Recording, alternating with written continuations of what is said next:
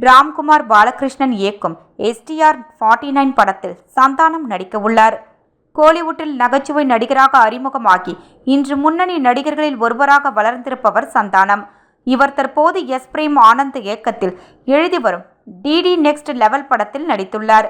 இப்படம் மே 16ஆம் தேதி வெளியாக உள்ளது. இதற்கிடையில் நடிகர் சந்தானம் மீண்டும் காமெடியின் கதாபாத்திரத்தில் நடிக்க உள்ளதாக தகவல் வெளியானது. அதாவது ராம்கிருஷ்ணா பாலகிருஷ்ணன் இயக்கத்தில் சிம்பு நடிக்க உள்ள STR49 படத்தில் சந்தானம் நடிக்க உள்ளார். சிம்புவும் சந்தானமும் இணைந்து ஏற்கனவே வாலு, வானம், ஒஸ்தி, சிலம்பாட்டம் போன்ற பல படங்களில் இணைந்து நடித்திருக்கின்றனர் என்பது குறிப்பிடத்தக்கது. இந்த நிலையில் நடிகர் சந்தானம் சமீபத்திய பேட்டி ஒன்றில் STR49 படத்தில் நடிப்பதை உறுதி செய்துள்ளார்.